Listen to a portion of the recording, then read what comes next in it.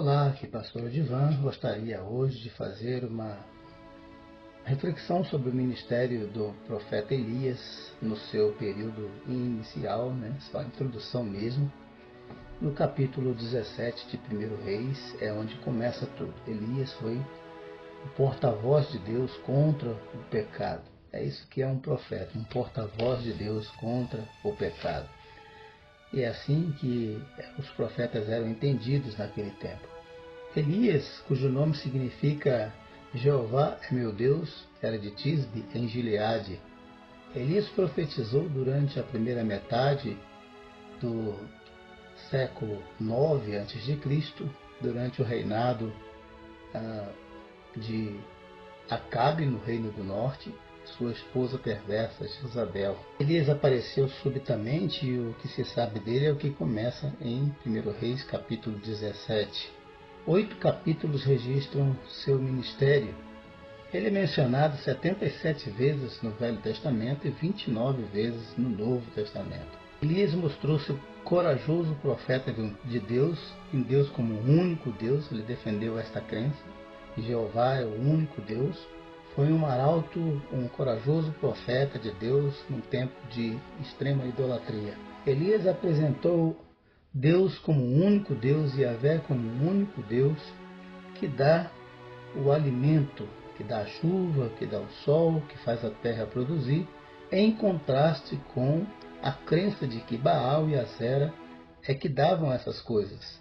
As pessoas acreditavam que a chuva, o sol, a produção da terra e dos animais eram obras de Baal e Asera.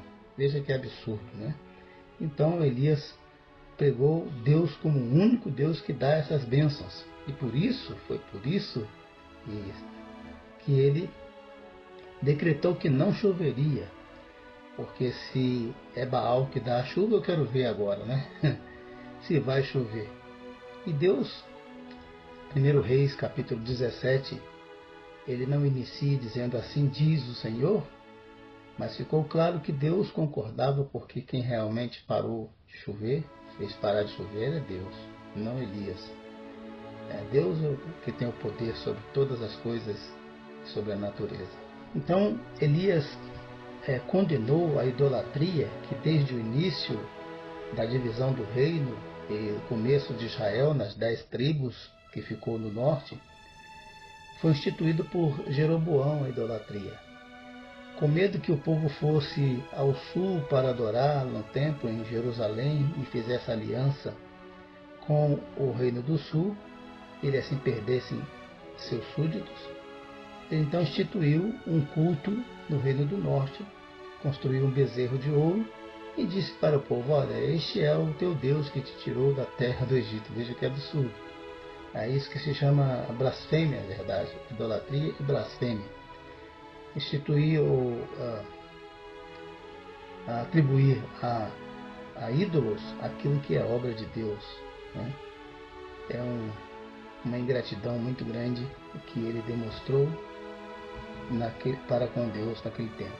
Então o motivo de Jeroboão estabelecer o culto idólatra em Reino do Norte, Israel, foi para evitar que o povo fosse no Reino do Sul adorar e fizesse aliança com o Reino do Sul, ou passasse para o lado do Reino do Sul. Isso está registrado em 1 Reis 12, versículo 28. Por isso, Elias profetizou que Deus, somente Deus, é o soberano sobre todas as coisas, que dirige o destino dos homens, controla a história e realiza ao longo dos séculos todo o seu propósito conforme a sua soberana vontade. Então Elias apareceu subitamente ao rei Acabe com uma mensagem de Deus. Acabe começou a reinar em 874 a.C., fez o que era mal aos olhos do Senhor. Casou-se com Jezabel, filha de Etbaal, cujo nome significa com Baal, e era rei da Sidônia.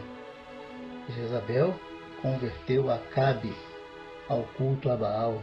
O reinado de Acabe durou 22 anos e fez o que era mal aos olhos do Senhor, mais do que todos os reis que foram antes dele. Está registrado em 1 de Reis, capítulo 16, versículos de 29 a 33, Acabe fez mais mal do que todos que foram antes dele, perito na maldade.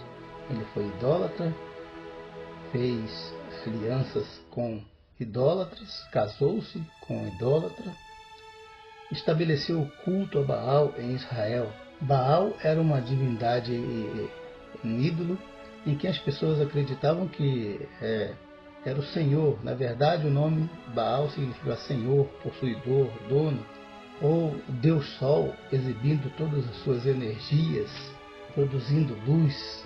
Na verdade, Baal produziu foi trevas espirituais. Foi nos dias dessa idolatria instituída por Acabe que Hiel, não considerando a profecia de Josué, reconstruiu a cidade de Jericó, perdendo no fundamento o seu primogênito e concluindo com o seu caçula, conforme 1 Reis 16, versículo 34.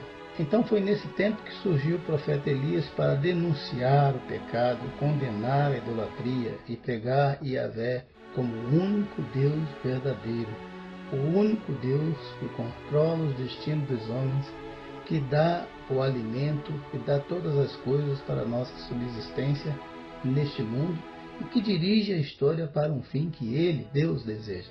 O Reino do Norte, Israel, por resistir à pregação em Deus como único Deus e ser perversamente idólatra, desapareceu no cativeiro assírio, conforme 2 Reis 17, versículo 16.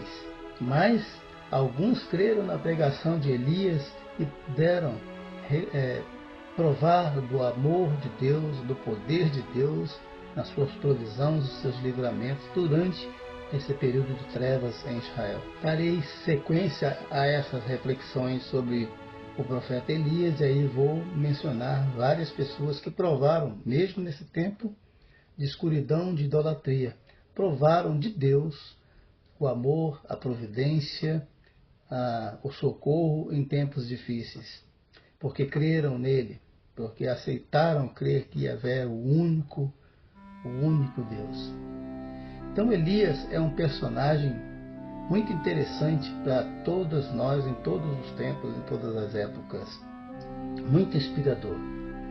Ele nos dá um ensino de coragem, de fé, de proclamação em Deus como o único Deus num tempo de idolatria. Ele nos traz uma mensagem de submissão a Deus acima de qualquer ou quaisquer coisas.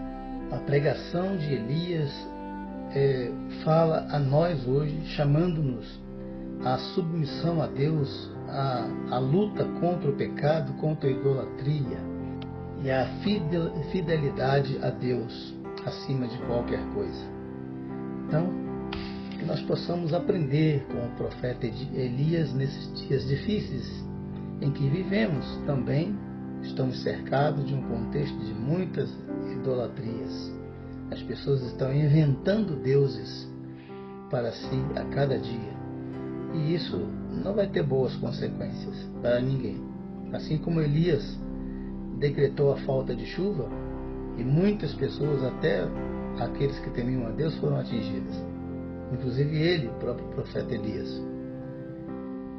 Então, com certeza, nós podemos esperar más coisas vindo sobre nós, porque não estamos isentos a isso, já que as pessoas vão crescendo na idolatria, a maioria vai criando deuses para si.